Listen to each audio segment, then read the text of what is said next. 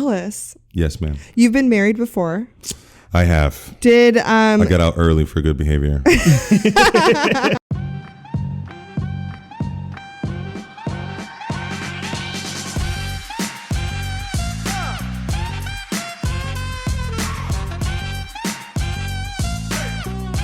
Welcome to the Love and Comedy Podcast, where two stand-up comics talk pursuing love while pursuing a career in stand-up comedy. Twist! Your comedian hosts happen to be married to each other. Yes. I'm one of your hosts, Aurora Singh. And I'm your other host, Drew Schaefer. And we are so excited. Today's topic, we are going to be talking about balance.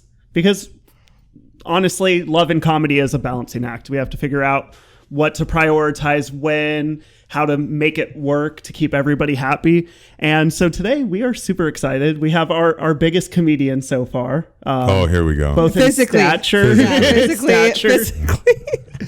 You've seen him on Heart of the City on Comedy Central. He was the winner of the San Francisco International Comedy Competition. Good times. And probably one of the best in Sacramento. I'll just say it. The best. The best. Okay. Yeah, well, he's here. He's the drama. best. I'm starting it. I'll take it. Please welcome to the podcast. We also wanted to mention a genius joke writer. Yes. A hopeless romantic. Yes. And the tallest man alive. Yes. Here we go. Ellis Rodriguez, everybody. Ellis. Hi. Say hi to the people, Ellis. That's really nice. Yeah. That was a really nice intro. Yeah. And most of it was true.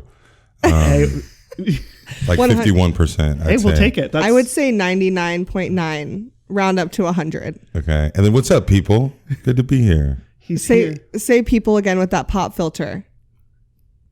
People? That sounds so smooth, I bet. It does sound I'm smooth just for all gonna the assume listeners. it Yeah. sounds Yeah. Yeah. That radio voice. Yeah, you have a good That radio sexy voice. Yeah, you have a good radio voice. You just pronounce everything slowly like it's delicious. Yeah. Yum, yum, yum. All right. And now all the ladies are definitely tuned in. And Drew's like, what is happening? I just look over. I'm like, I've never seen Aurora with that look on her face. What is that? Aurora and I realized when I talk to our dog, I do the voice of that old creepy dude from Family Guy. Like my S's start to whistle. I'll be like, Oh, no. little Lucy. Oh, are you happy? And it's like, why do I And then sound she like pointed that? it out to you? Yeah. And you continue to do it. I can't change it. You know, like you talk to a dog differently. And it's like, especially when I wake up, it's like, you know how you can't talk right when you first wake up? Like, Right. I still whistle a little bit when I first wake up. So like I'll wake up and be like, oh, little Lucy.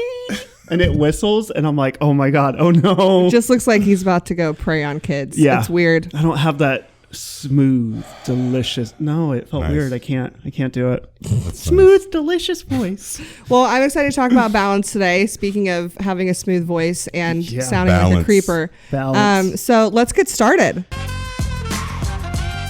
I was kind of nervous about this. Were you? Why? I wasn't. As soon as you guys said you wanted me on the pod, I couldn't wait. Okay, good. I miss you every morning, like doing the pod. Oh, yeah. And then you guys said it was about love and your guys' relationship. And I was like, oh, that would be so sweet. And then I didn't really think you're going to be asking other people about their, you know. Oh, yeah. And You're I'm not. very private. I know. But as soon as we started talking, I was like, it's you guys. Yeah. And you guys would take care of me or whatever. And you're not going to ask me anything creepy. No. So, and then I do feel 100% comfortable. I can't. Now I'm like, can't wait to talk about it. I'm excited Okay. to talk about it with Right. you too. Let's Talk get about to your know. boy. Let's get to know Ellis. We have some questions. Yeah. Go So for how it. long have you been doing stand-up? Let's start with that. I've been doing comedy since 2007. 07. So maybe technically a couple weeks before that. So I think this is going on my 16th year. Woo! So I figure in about a year or two, I'll be an overnight success. That's how it works. That's about. An overnight success. Where'd you boy. come from? Yeah. This up and I just coming started comedian yesterday. out of nowhere. Yeah. Yeah. Wow. What's the end game for you in comedy? That has been a struggle for the last couple of years. I've had to invent a new end game because my old end game didn't work out. Okay. That's fine. That's the grind. I am completely rebuilding my idea of my career currently. Yeah, as we speak. As we speak. Yeah. Okay. That's awesome. And where'd you get your start? Did you start here in Sacramento or somewhere else? The very, very first time I ever did comedy was in Sacramento, but then I was living in LA at the time. So then I did comedy in LA half a dozen times and it was going really well. But then I ended up moving to Sacramento for some family stuff. Okay. And then started my whole career in Sacramento, basically. But you did start stand-up in LA. The first, like, 3 weeks, like the end of December or whatever. Yeah. Okay, so you weren't there long enough to No. get all the bad habits. No. That's a good thing. Yeah, That's why you're so good. You got out of LA. Yeah. Maybe. You came up here But and I actually also was developed. doing comedy, or I was also, my grandmother died in Boston, and I went there, and then I was there. I was at some bar, and this guy just announces, "We're gonna have an open mic." And then I'm like, okay. And then I'm sitting at the bar, and the guy gets up, and they start doing comedy, and it's horrible, right? Yeah. And I started thinking, like, I'm way fucking funnier than these dudes, like way funnier. Yeah. Then this other guy, he gets up, he murders, right? And he goes out front to have a cigarette. And I go talk to him, and he's like, no, it's a trick, man. You get better at it. It's a talent. It's a skill. Yep. Like, it's a thing you can work on. And, you know, if you apply yourself, you can get really good at performing. Yeah. And I been a public speaker as well, and a class clown. What were you public speaking about? I would do training. I was the training manager for a plumbing company. Okay. I would give Hot motivational topic. speeches as well for that we were trained to do their sales program. Okay. And then just in general, I like publicly speaking. I've just always done it. Makes sense. If there's an opportunity, not if there's an opportunity, if something needed to be fucking said, I got up and Trust Ellis to get on the mic. Yeah. And say it. I would get on Ellis the is mic like, and I say have it. something to say. Right.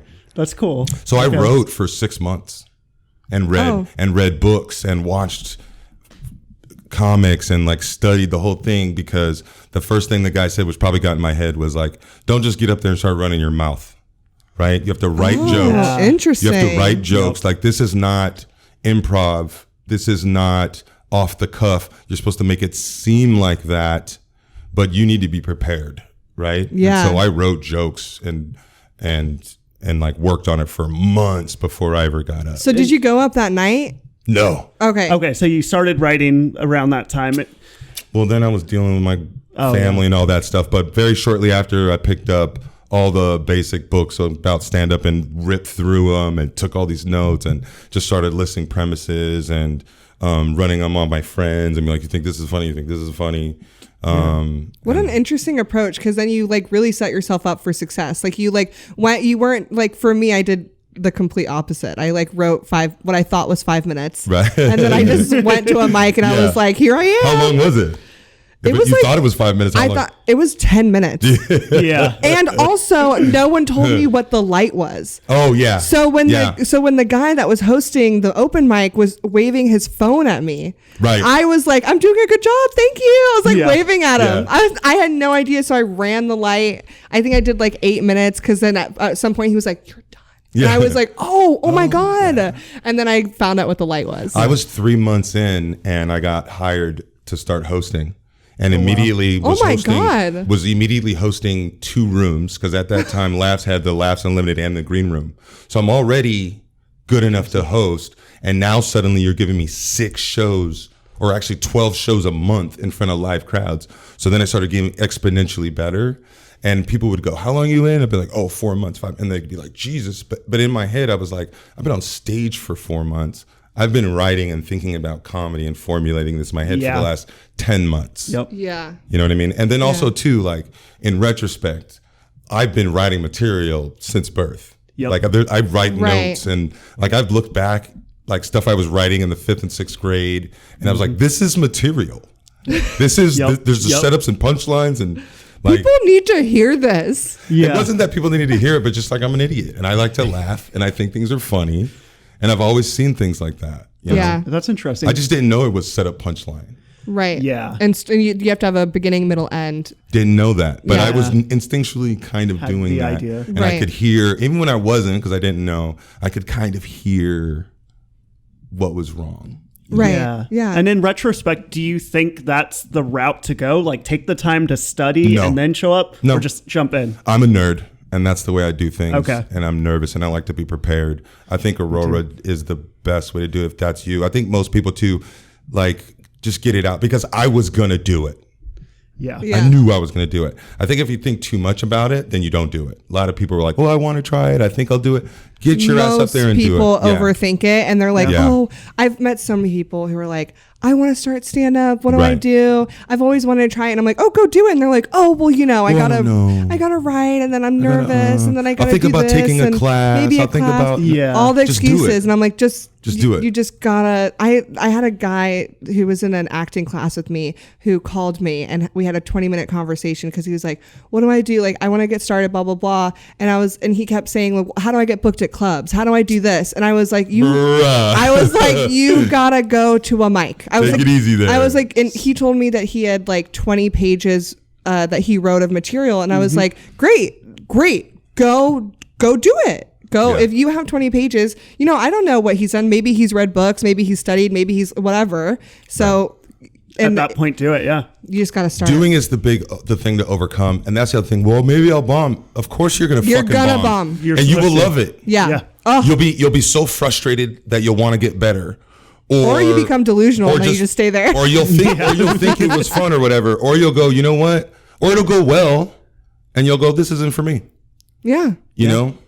Yeah. And it might not even be right away, but it's like watching it and doing it are two totally different things. Yeah. Yeah. Totally. Yeah. I'm glad I didn't get to overthink it. It was like I got told about an open mic, and then a week later I signed up. I was like, "Can I do the open mic?" And they're like, "Yeah." And Did you doubt that you should? Look at your face, bro. You were hilarious. I didn't know if I would. Hilarious. I in high school I wrote pickup lines. No. That was like my end. Like I was like everything was pickup lines. And then I told one on the podcast. I can't do that one. You said one on the podcast. I used to in high school I'd be like pick a random object in the room and I'll do a pickup line based on it. So this girl was like coffee. I was like, "Oh, is your name Coffee? Because I like how hot you are." And stuff like that. And girls would I took my what? I was like a 2, but pickup lines like a 3 or 4. Like girls were like, so you were freestyling. Yeah, I was just whatever it was, like improv. So yeah, I wrote tons of pickup lines, and I started writing silly, stupid puns online. And so when I showed up to the first mic, it was like, what jokes from my punchlines, what jokes from, or my pickup lines, not my punchlines, what pickup lines or what puns can I do? And that's how I started. And I had 20 pages. Yeah. Way too many jokes. And then what's the next question? The next one is, what's your current relationship status? I am single and bilingual. Yeah. That's are you on any of the dating apps? That is no. Do you want to be? Okay, well, this is fun. My sister, I talk about her sometimes. Modaka. Okay. Modaka hits me up and she goes, "Boy, what are you doing on whatever it is, the big one, Tinder, I think." Okay. "What are you doing on Tinder?" Yeah. "And why do you live in Richmond?" I was like, I'm not on Tinder and I don't live in Richmond. But somebody, and this was a while ago, but somebody has an account that says it's Ellis Rodriguez and a bunch of pictures of me. Yeah. What a compliment. You are catfish worthy. I'm so jealous. Wow. But then it's like when they show up and it's not me, what are the, Yeah, what happens? What does that guy do? I don't know. He's just like, "Oh, I wonder who it is." I would message that guy. I want to make a Tinder account now just to message that guy and try and meet up and see what he looks like. This feels like a setup. This feels like you guys pre-planned this. Ellis is like, "Hey, I have a Tinder. I'm going to say it's fake. Aurora, you can add me and flirt with me." The thing you're just building the background right here. If you want to use my pictures, I guess that's flattering. Yes. But not my name. I'm not famous enough so you could probably get away with it and be like, "Ooh, who's this guy?" and maybe talk to me. Does he but I say am famous enough if it says Ellis Rodriguez. As soon as you Google Ellis Rodriguez, a bunch of shit comes on. Right. How are you pulling that off? And I wonder what the job is that he's putting on there. Is he putting comedian? I wonder. Yeah, I don't know. I wonder. Yeah, is he trying to be you exactly, or found that saw your name was just lazy? He's like, "I can't think of another name, like Nellis Rodriguez." No, that's too. What if we find out it's another comedian? Oh. Okay, I don't know. What would even be the purpose of that? I don't understand. To bag bitches. But you can't bag bitches when they show up and you're not me. Right. I mean, but we've seen Catfish. Every once in a while, it's like, hey, I'm not the person you've been flirting with. And they're like, but I'll still hang out with you. Like, Okay. Yeah, because they fall in love with the person. It's like love is blind. Yeah. Love is blind. Exactly. Well, you're welcome, whoever you are. Yeah, you can have it. I hope you bag some good. Yeah, thank you. I appreciate you letting me continue to use it. Could you imagine?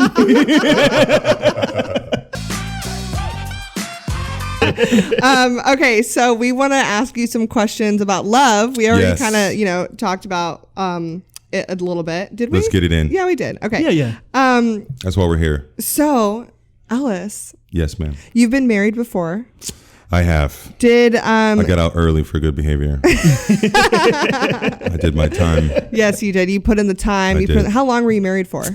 I was married for about 4 years. Okay, and so did stand up Had nothing to do with play it. a role? No. But you know what? It had a role in stand up.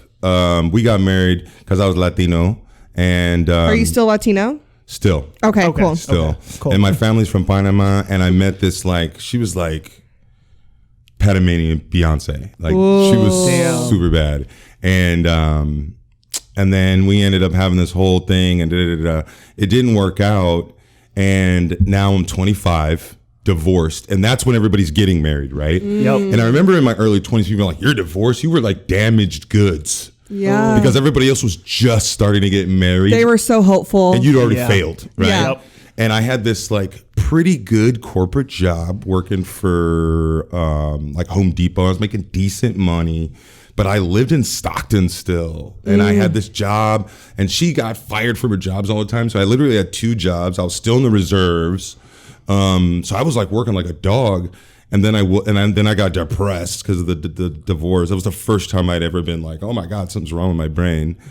And then my grandma died. And then I went to Boston, and I kind of realized I don't need to live in Stockton. I did that because she wanted to be near our families. And I don't need to work this job. And that's when originally I thought I wanted to be an actor. This was before I got up on stage and realized no, this is me. Yeah. But the divorce made me realize early, I don't have to get married and have babies the way my parents think I should. And I don't even know if that's Right. for me. And I don't do well in a cubicle. And I have a lot of talent to perform and to impact people. And that shouldn't go to waste. And so the divorce kind of spurred me on to have a little bit. At the time, I needed a lot of courage to go away from the plan because that's when my family was still close. We're having Sunday dinners and going to church on Sundays, and I didn't make life decisions. We make life decisions. Your family's very involved, and none of them were like, yeah, go out to bars at night and talk about your penis. my Hopefully very, not. Yeah. my Hopefully. very Christian parents did not think that was a good way to live your life. And the more I did it, the more I was like, this is kind of like who I am. Right. And then they became more accepting of it? No. Okay, But cool. they became over the years, they've become more accepting of me. Okay. That's good. That makes sense. That's good. Yeah. So the marriage kind of set you free a little bit. Like the divorce kind of set you free in a way that you got to see the world in a different way. You had space to think about just Or you. made me bitter. I mean, one of the Or bitter. I mean, But that tragedy bitterness- plus time is comedy, right? Yeah. So Right. And that bitterness helped you see I want to be happy. And comedy seem like a good way to get there? Or? Well, the only way for a long time, I used to break up with women when we started dating. Immediately when we would start dating, I'd be like, just so you know, I have a girl and I'm cheating on her with you. No. Yes. No. Yes. And her name is stand-up comedy. And oh my God, Ellis, that is... No. Okay, If you okay. don't think it, no, that reaction's perfect though. Because that's how you need to think of it. I love her. And if you plan a party for me for the next 6 months and you invite everyone I know, and the day before somebody offers me $50 and some chicken wings to go tell jokes, Chicken wings. I'm going to go do that. I mean, that's... She is my number one priority. And if you ever wings. come between me and her, you know what I'm saying? I see her on the weekends. You know what I mean? We can kick it on Tuesdays. Yeah. How do most women respond to that? They always say yes, that's fine. Mm-hmm. And half of them are fucking lying. Yep. And half of them take it as a challenge. And most of them think in general, over time, that will change. They want to fix it. they want to change think, well, you don't really know me. You don't know what I bring to the table. And after Right. a while, your priorities will change. I would say yes. I would probably respond the same way as a woman, Right. as a partner in the situation. I'd be like, well, this is cute for now. Yeah. Yeah. I think it's one of those when you see somebody single, you're like, yeah, you're into video games or you're into stand-up comedy or into whatever. It's like, but you'll learn to compromise and set a safe, healthy boundary with me. But it's like comedy. I think comedy is an overwhelming, like you said, it's your main piece. It's your job and it's your job passion. and your passion. So it's like, yeah, no, it's going to be a thing forever. I recently told somebody this, and I hadn't said it in a while, but I had a very good upbringing and I was safe, and I don't need anybody going, but also like I got into some shit and some stuff happened. And I think like when you get divorced early, that was my whole life. Everything I did was for this woman. Everything I did was for this marriage. And when that's gone, why are you waking up? Yeah. Why are you working? Right. And there's this thing where like, chicks dig scars, right? Yep. Right. Chicks dig scars. They do. And there's this thing where people will say, well, they don't like keloids. You know what I mean? It's like not ugly ones on your face, but like there's this thing that people will say, well, they'll be like, that which doesn't kill you makes you stronger. Yes. And I used to think that's really true. If you get a scar, the scar tissue that grows back is stronger than the flesh around it. Right? Yeah. But it's not ticklish. When you're born, somebody touches you on the knee, on the forehead, you lose it because no one's ever touched you. And every part of your body is ticklish, right? Yeah. And your heart's that way. The first time you fall in love, the first time you connect with another human being, you laugh and you giggle and you get filled this thing until those people fucking stab you, whether it's on purpose or not, and then you scar. And now you're tougher. Yeah. And now you're stronger. Well, after a while, you run out of places on your heart that are still ticklish. Ooh. No one can ever touch you. You might fall in love with somebody else because that person found a whole other part of you in your new life or your new whatever, and you have this newfound thing.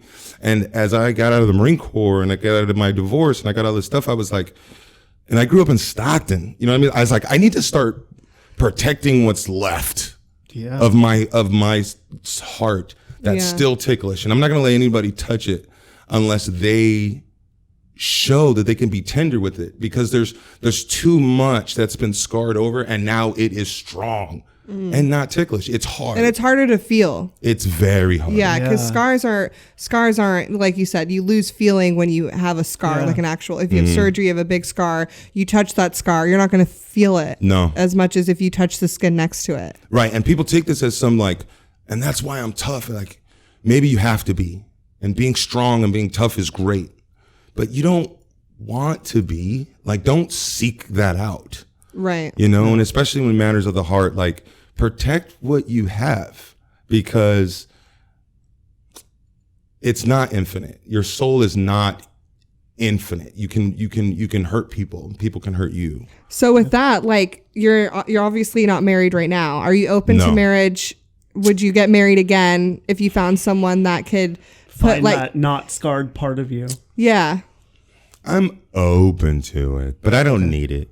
If I was with someone I wish I had met my soulmate in kindergarten and then we were married to this day. That is what I truly want. But that ship has sailed. So in the meantime, if I really wish I could meet one person and then just have some great relationship with them and be forever. And if they're like, well, I want to sign papers and have our family watch us. Okay.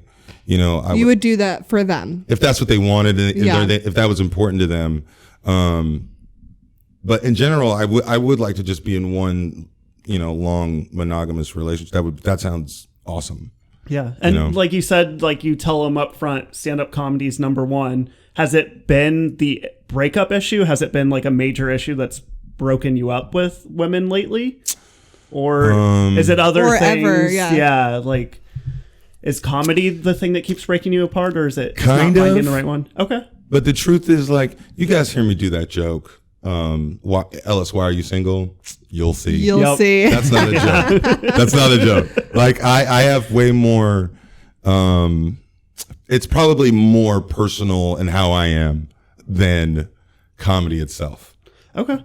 Than anything, especially now, especially in the last, I kind of went pro or whatever. I started paying my bills with comedy 4 or 5 years in, right? So ever since then, when women meet me, they know I'm a comedian, right? If you have a job and you're doing comedy, even if you're making pretty good money in comedy, your girl will still, in her head, she's like, when are you going to stop that hobby and start focusing on your whatever? Right. But if she meets you and you're like, my full-time job is comedy, she's not going to tell you don't go to work.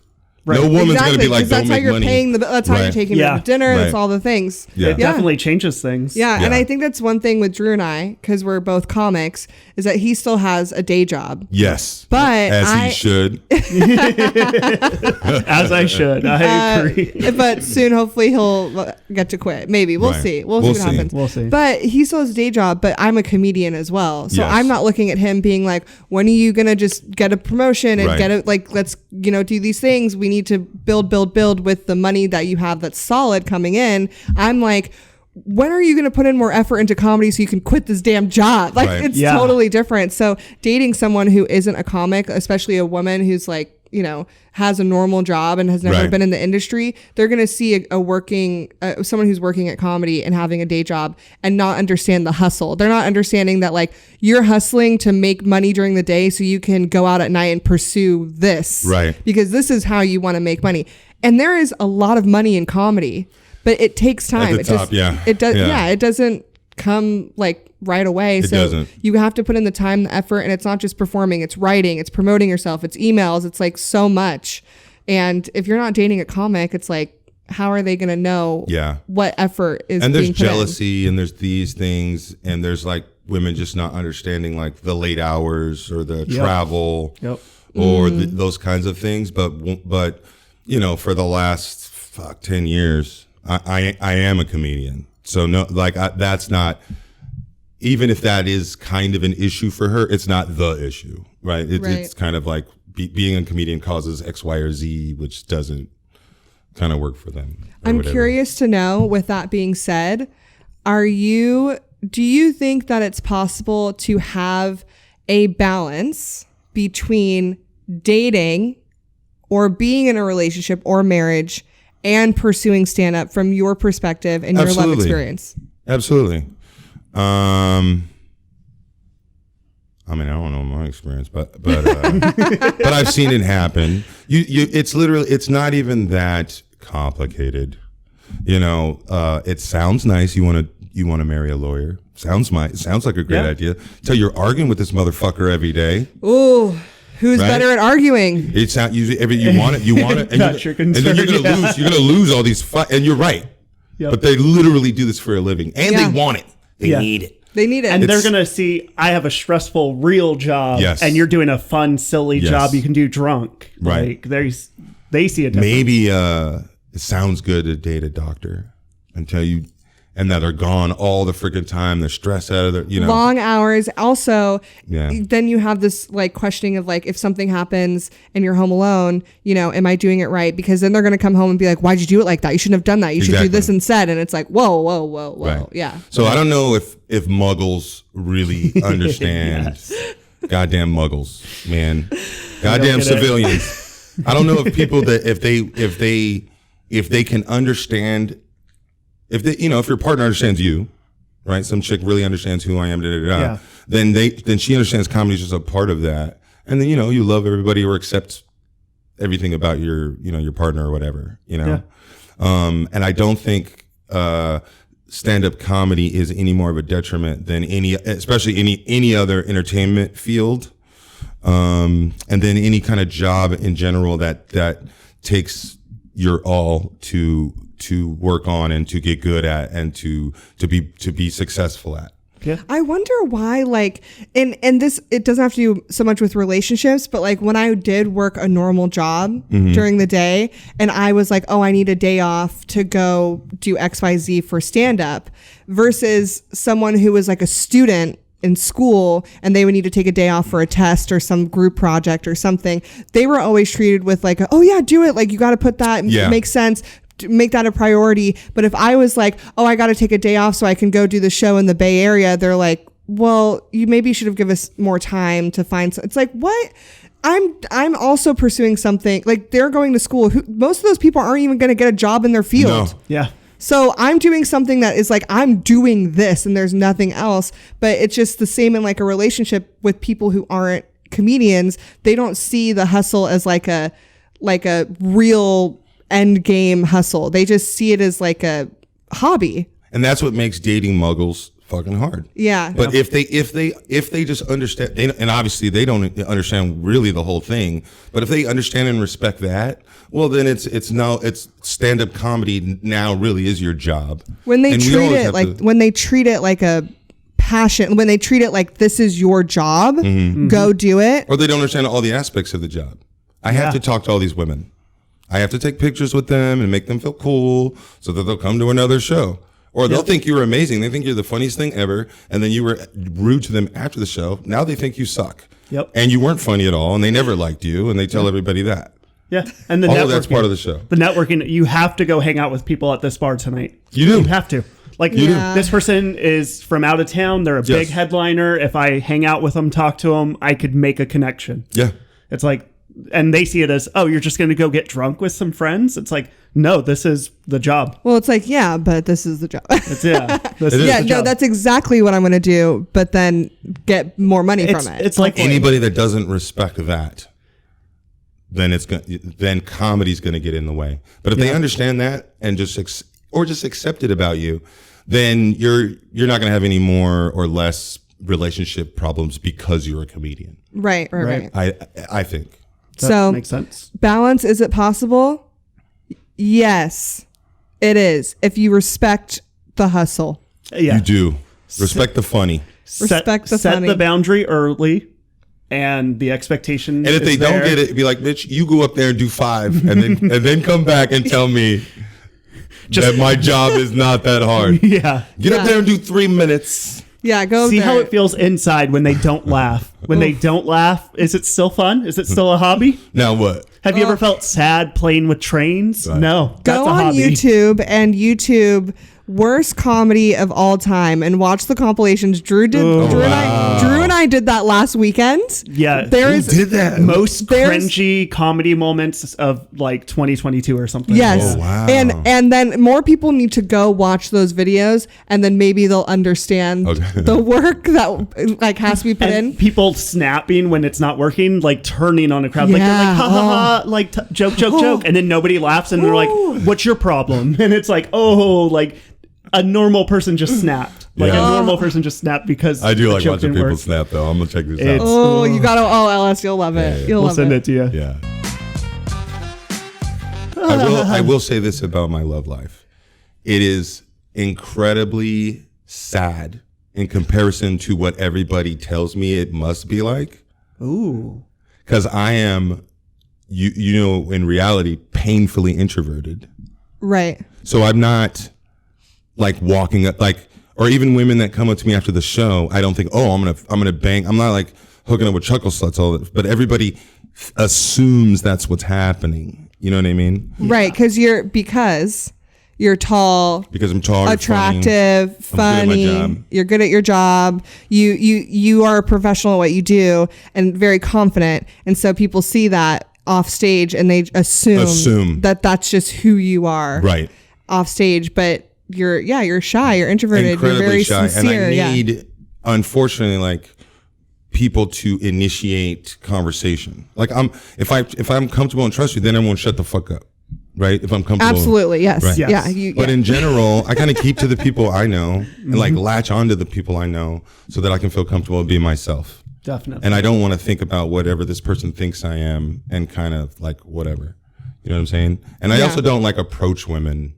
And I'm not on any dating websites. You don't approach women ever? I mean, no, not really. Every once in a while. But see, that's the other thing too, is even though I just said I don't, but like you meet, I don't think people understand. I meet hundreds of people, sometimes thousands of people a week.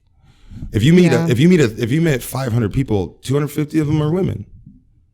125 of those women are available. 50 of those women actually are attracted to me. 25 of those women, I'm attracted to them. Like there's just, if you just meet X amount of people, you know, I still meet like lots and lots and lots of people. So like right now, I'm kind of sort of maybe seeing someone that I kind of sort of maybe was seeing before. It was never on, so it was never off, but maybe it's back on. And I'm just in that spot where I'm like, am I ready to do? And that's just even a thing in my brain that's like, yeah, you kind of are ready, but I'm not. I'm like, right now, me and my boo-boo are actually, because I'm like, I should be focusing on work more than anything right now. But just like I'm kind of ready to be open to the idea of it, of dating somebody and being with somebody. Is she on the same page?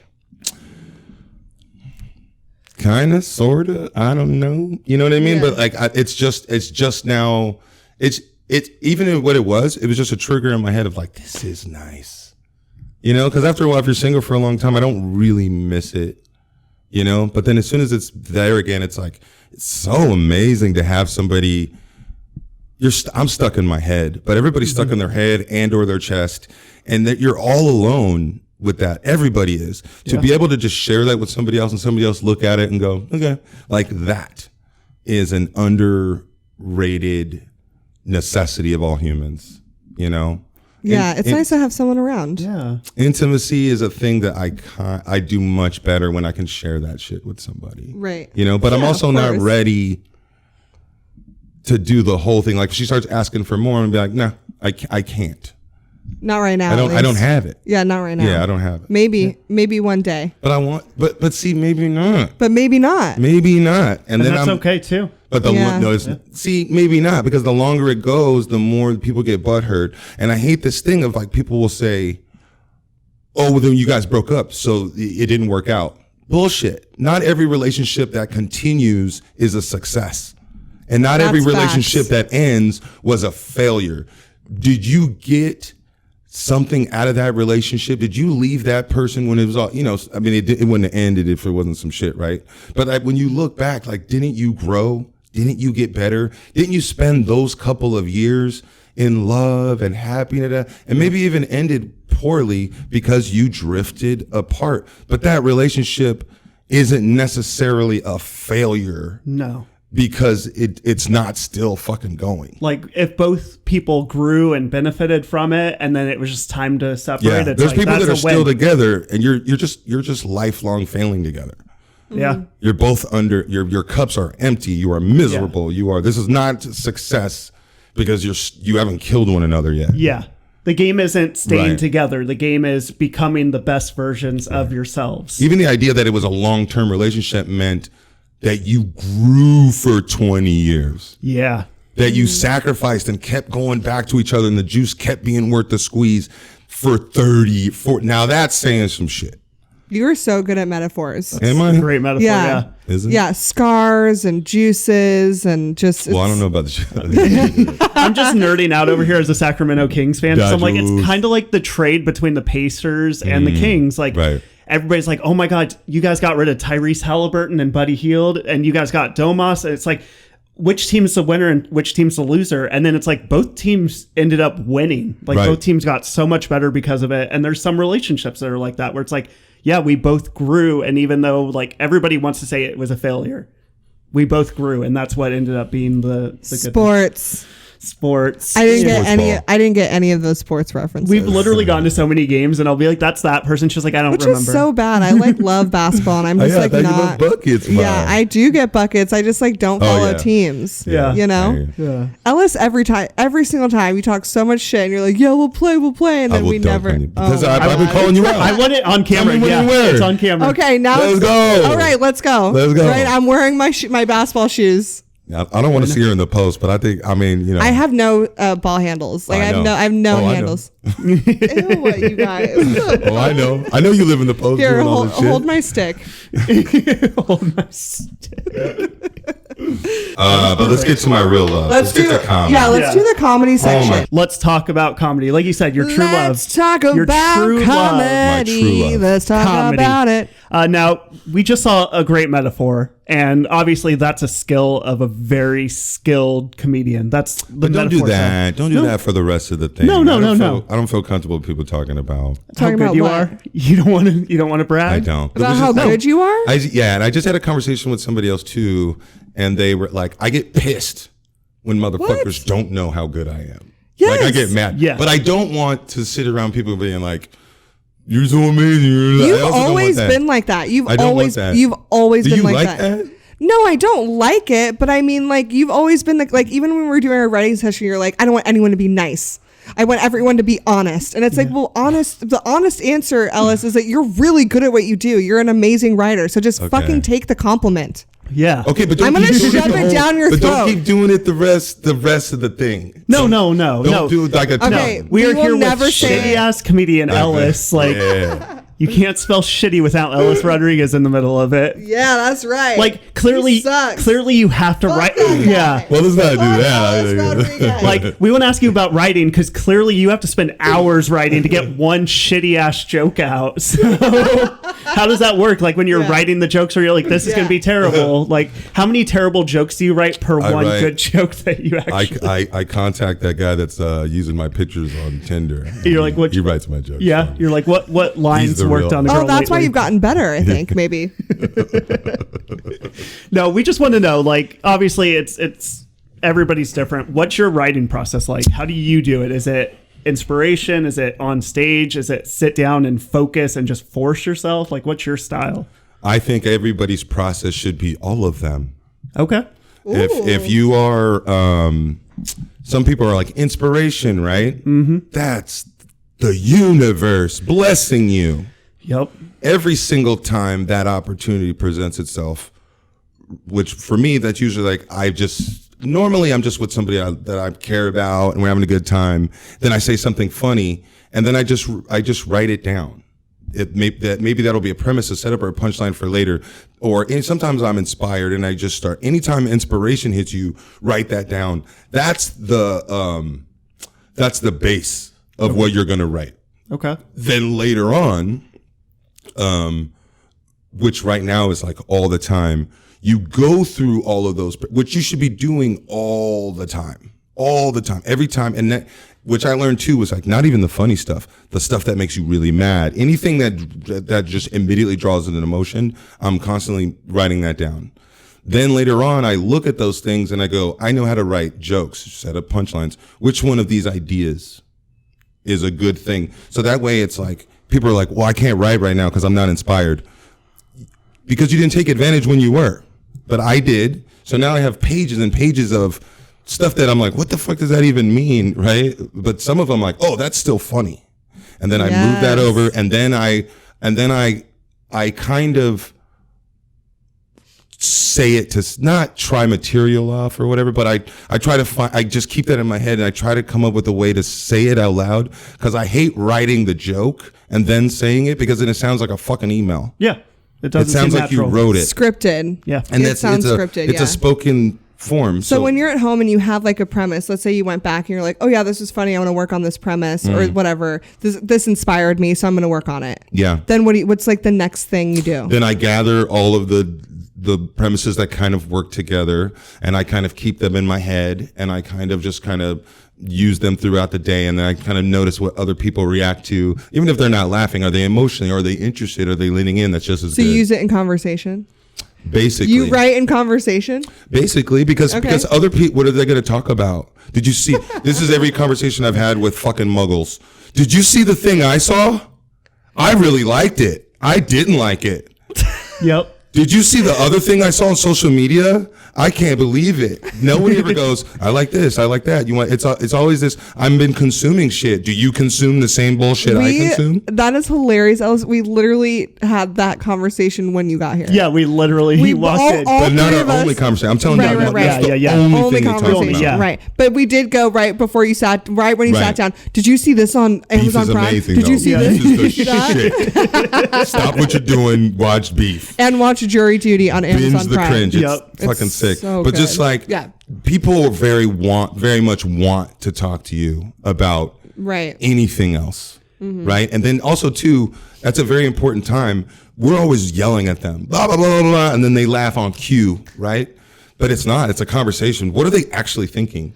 When you're talking to one person online, they will say the thing back to you. What are their questions? And now you're like, oh, I need to address that in the setup or the punchline or whatever. Then I go write it. Then I go and even then I don't write it. I write like the premise, setup, punchline, Then I go on stage. Then I watch the tape. Then I write it. Work. Then I write it. Then I watch it. Then I watch that and I go, does it have enough fucking bones to put some meat on it? If it does, then I go, I write it all out. Then I shorten the setups and increase the punchlines. Then I write tags. Then I do an act out. Then I go, oh, these two jokes that work, do they work together? And then I wrap them all out. Then I go on stage and do it again. Then I write, which I don't have to do anymore because the computer will do it for you. Then I write that out. The the clicks. You're a fucking genius. Why did you pause there? Because your brain already knew that that's the second you needed to get this crowd or whatever. But if you wrote it, you never would have done that. And you would have used some fancy fucking word. And so that you can't write a joke until you're rewriting it.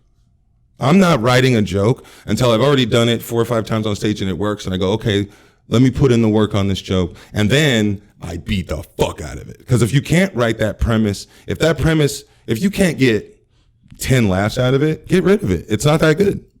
That's a big goal. That's a good 10? goal. That's good. I mean, for young comics, though, it's like they have that premise and sometimes not even a punchline. They're like, that's enough. But it's like once you get further into it, you're like, I need to dig deep. The tag is just different words for the same punchline. Yeah. Right. Why the fuck would you waste all that time setting it up?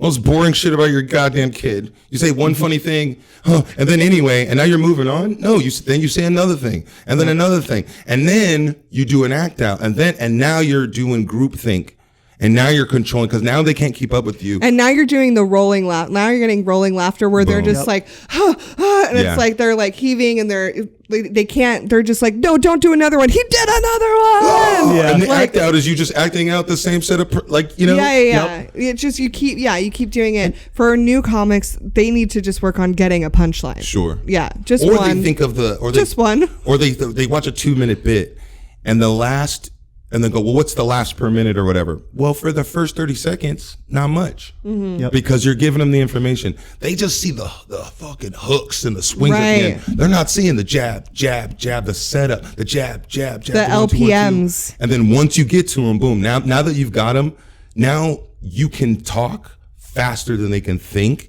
And there's no new information they need to get the next thing. Yeah. And the psychology of you need to think, you need to talk faster than they can think, and they think faster than ever because they only have a 6-second attention span. Yep. Right? So you have to draw them in, and then once you have them, if you're not punching them in the face every 3 to 4 seconds, you mean shit to them. I just think it's really interesting. This might be the first time people listening have ever heard of a LPM or laughs per minute. Yeah. LPMs it's comedy's an art. And LPMs is like a science, and it doesn't correlate, but it does. Right, and so when you become like a closer, you become I want to say closer. I'm not even going to say headliner. Closer, yeah. So let's explain the difference between a closer and a headliner real quick. I will do it for you. Everybody needs to know this right now. A closer is closing out a show. Great, good job. They could be doing a 10-minute set, an hour set. They are a closer. A headliner sells tickets. So you put a name on a poster.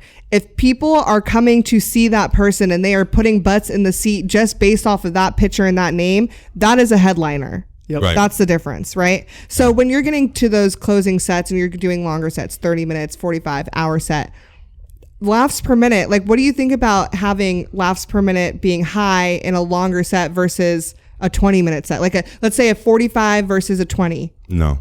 Your laughs per minute should be high all the fucking time. Otherwise, what are we doing here?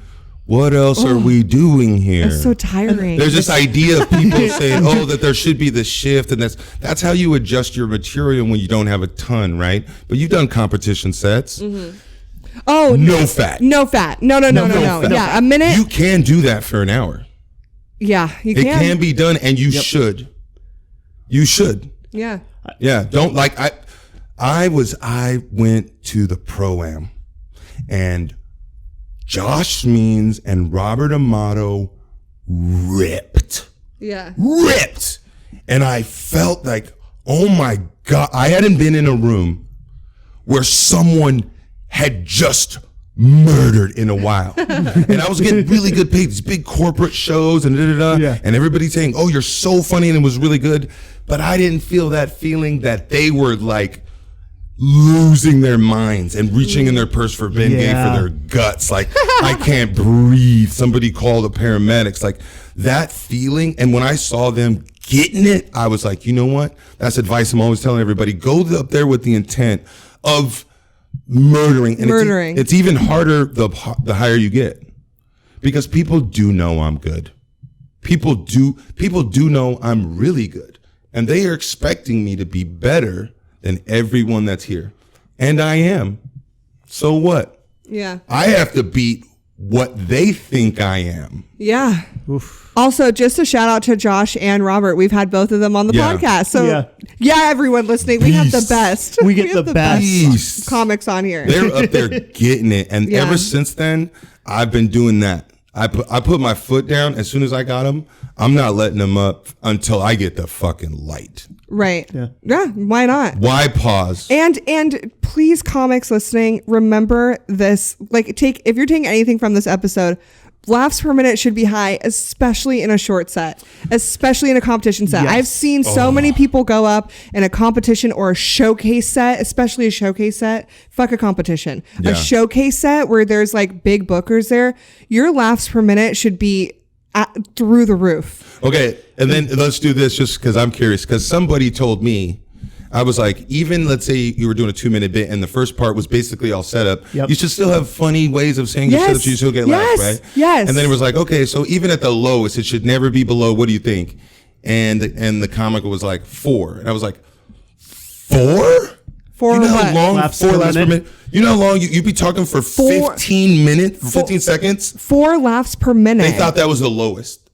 I was like, if you're any lower than 6, and even in the during the setup part, you're not doing well. You need and when we say laughs per minute, we're not talking applause break every 10 seconds. If you can do that, fuck yeah, do it. Yeah. But we're talking like they need to be laughing, like every like 6 to 10 seconds. When you're setting up. When you're setting up, they're like, take a minute. I will say, like, a caveat on it is not just like the laugh, but if you get a 10-second laugh, that's not 1 laugh per minute. No. That's where, like, if your setup builds where, like, you're going to get that 10-second applause break, like, sure, you can slow down a little bit, but the second half of that joke better be crushing. They should be laughing more than you're talking. Yep. Absolutely. Oh, for sure. If more of if you talk for 45 minutes and 30 of that is you pausing for them to fucking finish laughing, then you're murdering. That's unheard. That's crazy. Yeah. Yep. And the people try to fill the space. Well, I'll talk louder. And it sounds like you're doing better because the room is full of fucking noise. But like, we didn't come to hear your voice. We came to laugh. We came to hear us laugh. Yeah. If you're talking for 30 minutes out of a 45-minute set, then that's not a comedy show. Yeah. That's not stand-up. That's a funny speech. That you just did. That's a humorous TED Talk. Thank you for the humorous TED Talk. But where's you're a really stand-up? Funny pastor. Like, you're fat. It needs to be like a steak. Like a ribeye steak has a little bit of fat to give you that that flavor, but you better have like the meat. You better have like the solid like set. If you're doing that setup, it better be building for a reason. Not just saying words to say words and fill time. Like, say the words that are needed for your punchlines. Yeah. I feel like my favorite thing is when I go out and do like a 5 minute, like let's say I just dropped in a show and go do a guest spot and I do 5 minutes and I go do a 5-minute set. My favorite thing is just going up there and just like, the audience is like, whoa, whoa, whoa, whoa, whoa. Yeah. And then I'm like, bye. And it's like, whoa, that was, wait, come back. And it's like, see, I got to go. I got the light, you know? That is like my favorite thing. I did that a few weeks ago and it was just like, so I had some people stand up and like I got a standing O because I just went up there and I was like, I only have 5 minutes. And now, because I've been doing it for so long, 5 minutes is like so fast. Easy. Yep. And I have to talk fast to get all, and because I'm talking faster to get all the stuff in, it's like, just bop, bop, bop, like they're just not ready. And even I love on a longer that. set though. Even a longer set. It's not about counting the last, that's not what it's about. And they're even in a longer set. Yeah, it's okay to take a break or to breathe or to have a drink. It's not that you need to be yelling and screaming and talking super fast the whole time. But like, you shouldn't be wasting anyone's time. Yeah. And you should be going as hard as you can. Like if you go in the set, be like, well, during this time, I'll try the new material. Then you better be hitting that new material as hard and as brutally as hard as you possibly can still. Like there shouldn't be a time where then I let the audience relax. They don't want to relax. They want to laugh. Yeah. Right. There's a difference between having an hour of comedy and being able to perform for an hour. Right. It's like cut out all the fat of that hour that you just performed. How much was comedy? How much was your set? And like I feel like where, like let's say you're doing 45 to an hour. It's like there are points in that where, like for me personally, I have to take a breath myself. But that doesn't take longer than 10 seconds to just take a breath and be like, whew, like we're having fun, just like you can be in the moment and take those moments. You have to be in the moment. You have to be in the moment, take those moments and not like punch them in the face back, like bop, bop, bop the whole time, but then get back to it. Like we got a job to do. You guys are here for something. Yeah. But if everyone's having too much fun and like, you're like, okay, it's like, it's kind of like making love, at a certain point, making love, you got to like take them up and be like, we're all having fun, right? Yeah. That's our sex life. Halfway through the set when you're like, so what else? Oh, no. You didn't prepare, man. No, don't do that. I can't. You're not prepared. That's, you gotta disguise that. You gotta cover. That's like chords from your TV to so where whatever. Are you from? Where how long have you guys been married? Like you don't, especially if you're doing crowd work, you got 5 minutes to get the fuck out of here, bro. Nope. If you're doing anything, if you're doing an 8 or less and you're doing crowd work, you're fucking up. Yeah. If you say, what else do we want to talk about in an 8-minute set? You don't have 8 minutes. Yeah. Right. All right. So we just got into some serious joke theory, some serious comedy theory. Yep. That was fun. And we have a lot of comedians who listen are younger comics. We met them at the Pro-Am. They're really interested in learning more. And we actually got a question, not from a young comic, but from a professional comedian. Okay. Sam Bear down in Santa Barbara. Very well. Check her out. Great. She produces shows in Santa Barbara, and she's a great producer and comic, so check her out. Yeah, and she sent us the question, which I think is going to be great for our listeners, especially the comedian listeners. Ellis, what do you wish you knew before you started stand-up comedy? Like, what would have been the thing you wish somebody told you right away that you just had? I also, since you're thinking, I'll go ahead and say it. We forgot to mention where we're recording. Oh, yeah. We're recording live from the Sacramento Comedy Spot. Thank you so much for letting us use your space. And if you guys are listening, check out Sacramento Comedy Spot for all kinds of comedy shows. Sketch, improv, stand-up, podcasting, all the things. And also, if you want to take classes... They have them. They have classes stand-up, sketch, filmmaking, improv, everything. Yeah. Anyways, back to Ellis's answer. I want to give a good answer. I feel like there's nothing I didn't know. I did a lot of research and I asked a lot of comics. Okay. And you guys know too, me doing the Pro-Am and talking to comics up front. Number one, nobody likes to talk shop more than me. So I need to spread it a bunch of people. Yep. Otherwise it's like, don't you have a life? No, I don't. Yep. The other thing too is that I feel responsibility because comics told me this. Right? Yeah. So comics told me. So is there anything you didn't know? I mean, obviously you learn more and more, but I felt like a lot of comics saw my talent and were very generous with shop and they knew I had a passion for it. We talked about it. If there's one thing I wish I understood better, business. Everybody that knows me, no one ever goes, you're a brilliant businessman. You're a hell of a marketer. You're brilliant on social media. Everything that actually makes your job actually sustainable and what other people would consider successful is about the business. And even those things I understand, but I have my own little social kind of whatever. And when I got in, it was the end of what I call the romantic era, when comedy was still fun and new and everybody kind of whatever. There was kind of the heyday in the 80s, right? Yep. And then it kind of went away and then it was kind of cool again. And literally when I started, it maybe right before that, the road and the clubs and all that stuff had died. And then you got, what's his nuts? Mr. Facebook. Dane Cook. Dane Cook. Yeah. We were just listening to him on the way over. Yep. Mm-hmm. He showed the new model and still, I remember all of the comics then going, that's not going to last. That's not, but I knew it was. I wish I understood. Yeah. right? And then later on, I met these comics, which then I started making money and this and that. And there's a couple things, because there's a thing that's been bugging me, but what got me super excited is that there is a middle class. You don't have to be famous. You don't have to be whatever. You can do cruises, colleges, and I guess the clubs. But like, there's not a lot, but there's some people you've never heard of, and they make a good 100, 200 grand a year. And I was like, that's what I want to do. I want to be doing well and doing whatever, but I don't want to walk through the mall and have a bunch of people want to take selfies with me. It was kind of my worst nightmare to be famous. And for someone to go, you don't have to be, and be like, well, what is that? Yeah. I immediately went to it. I've done it. Let me tell you, sucks. Fucking sucks. The middle class fucking sucks because there's no passion in it. Oh, okay. It's not fun to do middle cruises. class. So middle class is making an income. A lot of people start and they go, I make $60,000 a year in my job. I make $80,000 a year. Right. Whatever. Right. If I could make that much money doing comedy, then I win. Okay. I've heard that. Yeah, like the road comics. And that's what I wanted. I'm I was making like, $60K, I'm happy. If I make as much money as I need to fill my needs and whatever, but I wake up every day and I do comedy, then I win. The rest of like being famous and like that stuff, as soon as I found there was an alternative, I went toward it. But I don't get off doing the corporates.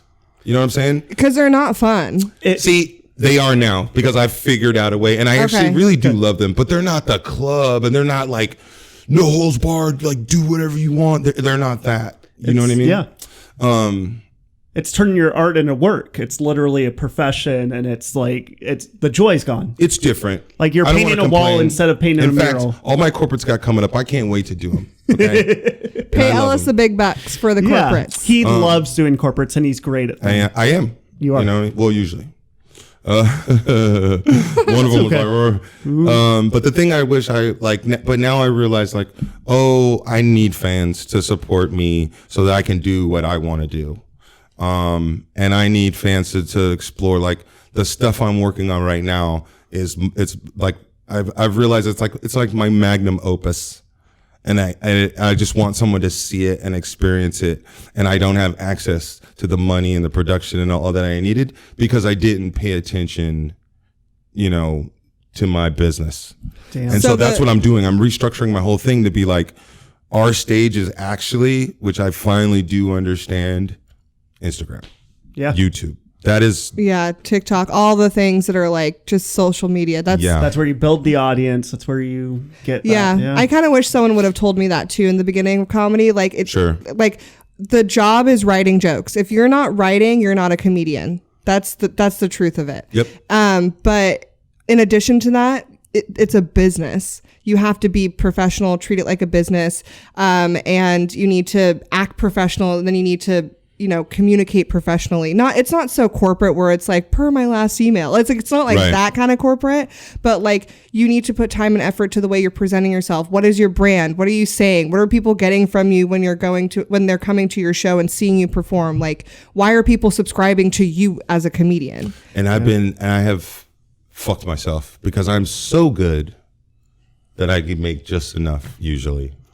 And instead of like pushing forward and doing more, and I really wish I would have understood that and taken that to heart, been like, what you do on stage and your career are two totally different things. And there's a bit of an animosity with comics when these YouTube stars are coming up and then they're selling out your home club. Yep. And you're like, well, they're not even funny. The club doesn't care if they're funny. Right. And the crowd doesn't either. No. The crowd loves them.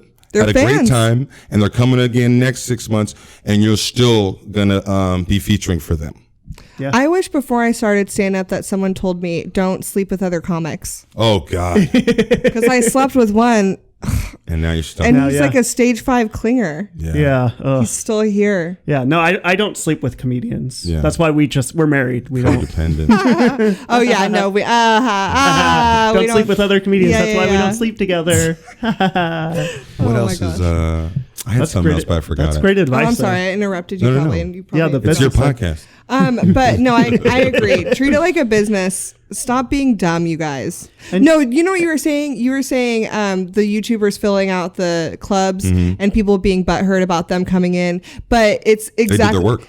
And that's the thing too. But a lot of people don't realize how much work it takes to be a YouTube star, Right. to be a TikTok star, to be an Instagram Reels, whatever. It's like that is a lot of work. People just think, oh, I'm going to post a video and it's going to go viral, which does happen to some people. Right. But if you're waiting on that to happen, you're leaving it to chance. Yeah. You can literally take it into your own hands and study the algorithm and post certain things a certain way at a certain time and treat it like a business.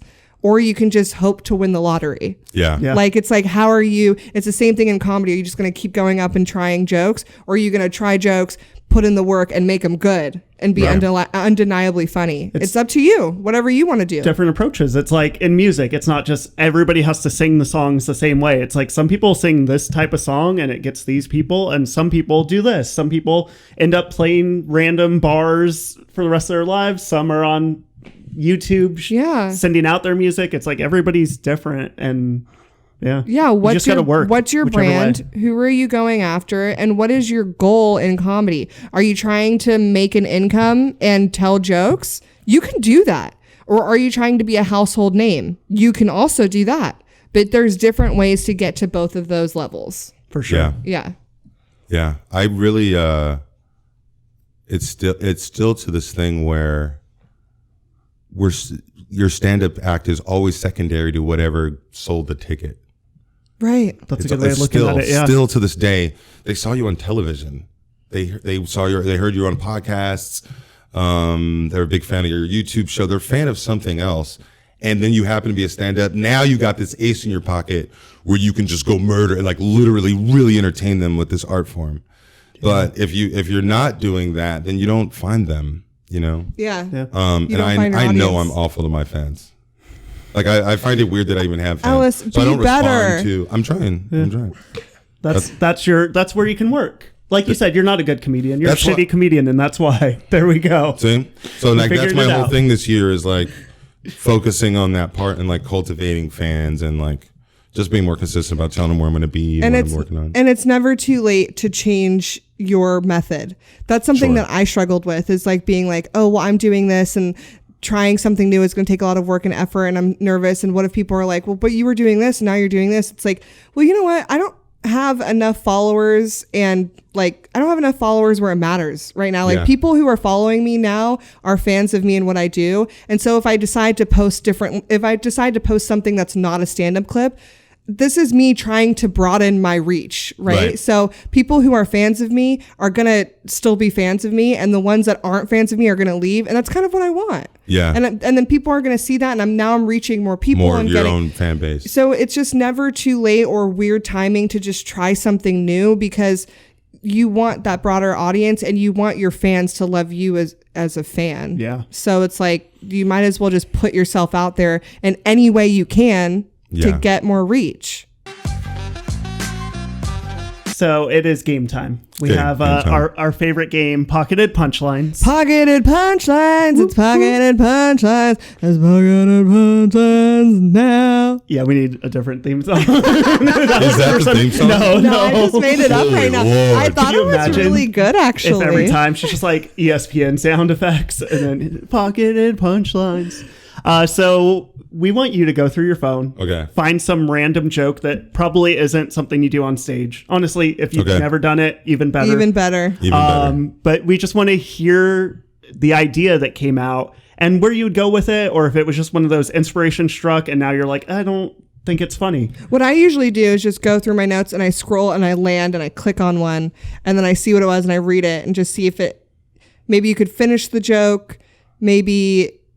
That's how old Ellis is. He has to hold it at the exact right angle. You have to, Well, I lost my contacts in a basketball game. Oh, no. Yeah. Oh. And now to go get new ones. Okay. I'm not going to keep scrolling. You found one? Arguing with your lady is like getting arrested. You have the right to remain silent. Anything you say can and will be used against you in future arguments.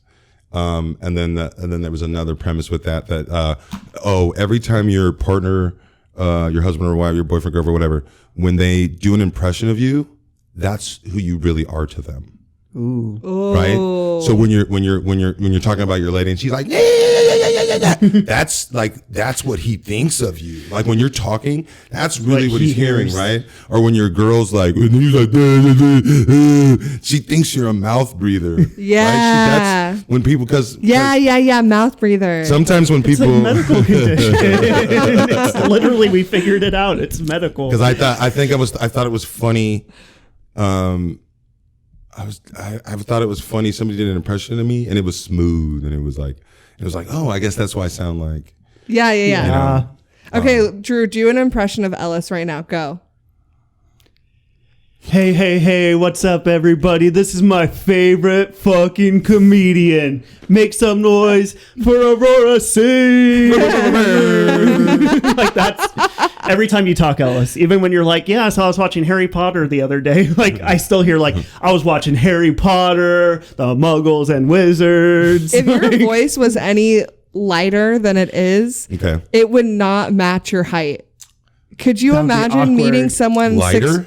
like Softer. Drew? Softer, Oh, okay. lighter. Yeah, I thought racist Soft. too. I thought You mean high pitched? You mean higher pitched. Okay. Yeah. Okay. Higher pitch. So lighter pitched. I think there's don't like know why a I said lot of lighter. fluctuation in my voice. There's and the more not. I do, there's not. What do you mean like higher pitched or lower pitched? Well, I just variation throughout. No, no. I think you're pretty just like down here or like down. I think there's down Yeah. there, and then like you got a little upset when you were like, oh, you think I don't? Like you got like deeper, like there's you're like, like, oh, you deeper think I and normal. don't? There's like You know what I hear? I do hear it a lot. I do hear it a lot when I speak Spanish. I think I think I speak Spanish at an octave, maybe just higher, and then there's a little Okay, bit more. speak some singing on Spanish right now. yeah. Coño, ahora estoy nervioso. That's low as fuck. What are you talking about? Todavía está así. No, No, tienes no. que- No tiene que hacer nada diferente. Si estás trabajando por ustedes, está bien, pero That is so low. yo también te puedo oír. Nada. I feel like you're- still There's a little sounds- difference. Yeah. Yeah. There's a little bit. To me, it's just like one octave higher, and then I also agree too, with you. it's just not monotone. It's just like it's not like the brown note. You know, it's like it fluctuates, doesn't it? I don't hear a difference. All right. I did. I- I heard a difference. I mean, you're talking about fluctuating between Well, underwater you're and talking to the lower sound guy. underwater. How about the sound guy? How about the guy that's expert at sound? How about letting him have an opinion once, bro? How No, about him be the expert? he has an opinion. I don't agree with it. that's the problem. You can have opinions. Yeah, they just have to be her opinions. No. So- You can have. I just definitely disagree. I do You're- like my voice, but I feel like I'm good at using it to express how I feel. I don't feel like it's particularly distinct. You're so. Is it? You need to be a little bit more self-aware. You are such a self-aware person, I but think, in this, you are a little bit I've off. never heard an impression of me. But you just said, but you hear people impersonate you, and they're like swaggy, low. Hey, I'm Ellis. Because they're kind of impersonating like the vibe, you know. But I've never like Carlos does like Carlos Rodriguez does people's voices, and I've never heard anybody sound like me. Has he done your voice? No. To you? And I'll ask him like, do you do an Ellis? Should we call him? Yeah, I was like, I don't know. Yeah, I don't know any impressionists. That's why I'm like, yeah, I don't know anybody who does any impressions. Okay, let me of any- impersonate Ellis. Ready? Yeah. Yeah. All right, you guys. I'm really excited for you guys because right now we have my favorite fucking comedian. Give it up for Drew Schaefer.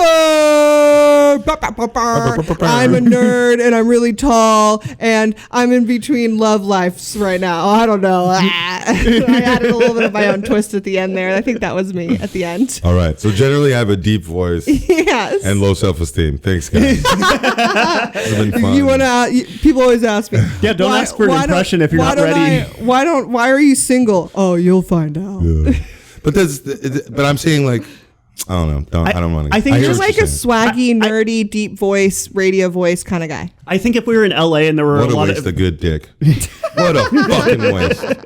yeah, go to LA where there's Jesus. impressionist comedians and let somebody there be like, Okay. oh yeah, Ellis says this word this way, he says this way. And no, it's like your voice, your vibe, like those go hand in hand. It's like your rhythm and cadence is unique. It's just, I don't think we are good enough at catching those little intricacies. Oh, I think I'm really good at it, actually. I think I'm actually really good at impersonating. Yes. I think I did a really good job. I can even do a smile. I didn't even know it wasn't me. Right? When you were talking, right. I literally was like, oh, are we at the pro-am? It sounds like I'm getting introed right now. Yeah. Are you ready to go? Are you ready to go up? Like, watch my face. Are you ready to go up? That is like pretty spot on. Is it? The tilting the head Head with a smile and the eyes kind of closed. Yep. Like, yeah.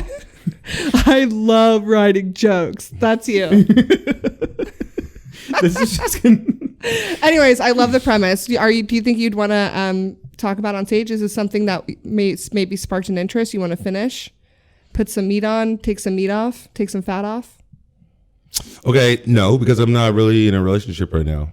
Oh, okay. I might, like I said, I kind of reconnected with somebody. We'll see. That's the kind of thing of later on, you're in a relationship and you want to write new jokes, and then I'll go back on some old premise, and as soon as she does an impression of me, I will now apply that premise to her impression, and then so that it's still real and still whatever, and then tell whatever's happening then. You know what I mean? Yeah. Gotcha. This was just like a random thing that occurred to me, and then another, the fight. Like, I also like that, like, you have the right to remain silent, because like dudes, like, you want to win, don't you? Yeah. You know how you win the argument? Shut the fuck up. Because what you want is to not argue.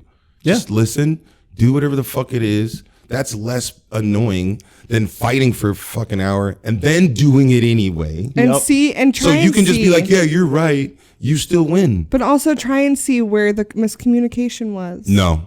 Take You're it being from arrested. Ellis. He's Okay? single. Be He's quiet. single. Ellis is single. Take his Just advice. get in the What if it's questions, not statements? fuck you.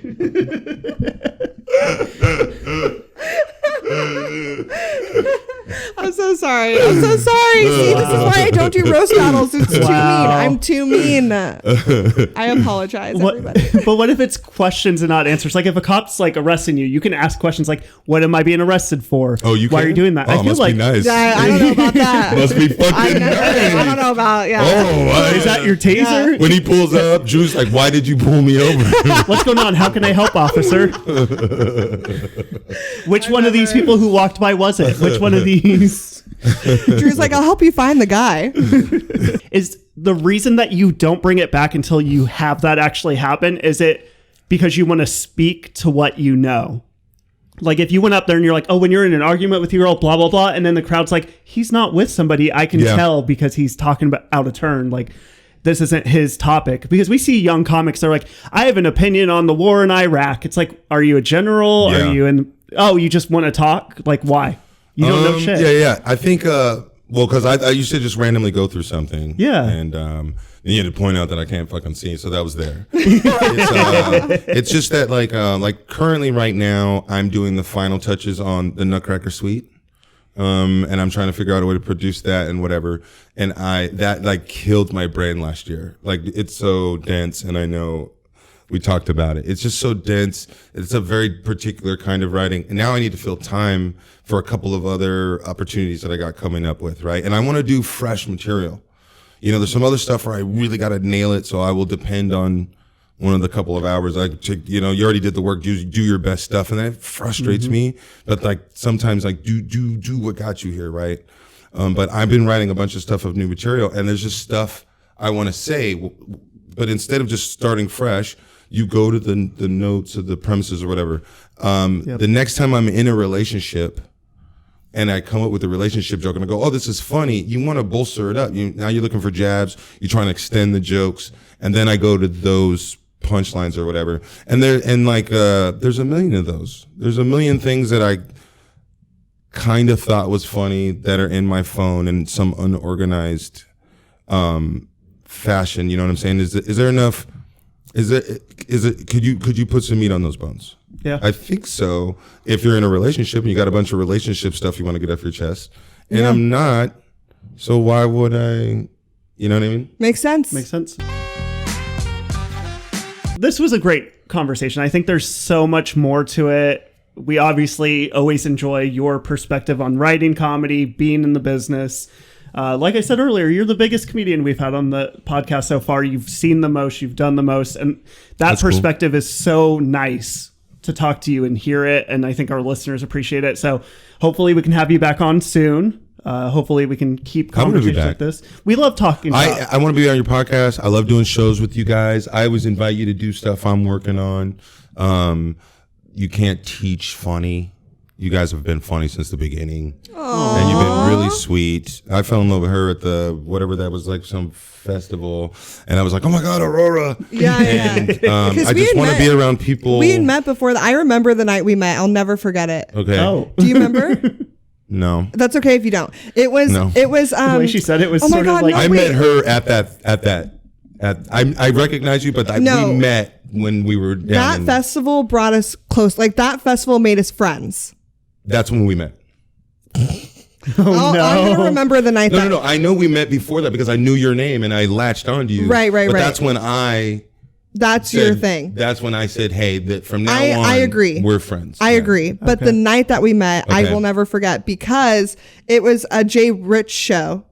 Okay. And I don't remember at what. Tommy's? Oh, no. It was at a bar or like a restaurant or something. All right. And I remember it was the first time we had ever seen each other, met, whatever. And then you went up and you did your joke about the, that's what's up. What is it?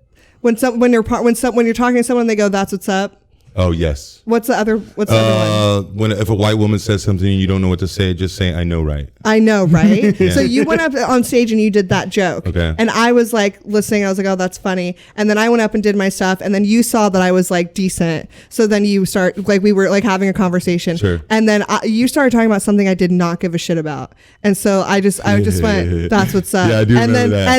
And then you were like, oh, yeah. And then you went, wait a minute. And I was like, I don't know. I just didn't care about what you were saying. I do remember that. Yeah. So that was the night that we had like met. But I agree that Burbank Fest was like the weekend that we were like, oh, okay. And then we like, and we saw each friends. other a couple times after that. It takes me a while to warm up to people. But yeah. Yeah. So anyways, yes, we love you and we miss you and we'll have you back. So where can everybody find you? Everybody, please find me on Instagram, on Facebook, everywhere, just under Ellis Rodriguez. I got some material I'll be working on, like literally, because I don't want to do the riff thing. People really do of them riffing or dealing with hecklers. Yeah. But then I don't want to cultivate a bunch of people who want to come heckle me, because that's going to piss me the fuck off. Right. You know, but then you also don't want to give away what you're working on for the sets. So I'm thinking about working on some topical things that are like happening right now. So this is my best joke this week on what's going on. And then my 2 cents, a little cartoon I'm working on. Yeah. I changed the format so that it'll start working on TikTok and stuff like that. That's awesome. So you just Ellis Rodriguez everywhere. Tell your mom. Tell your mom's friends.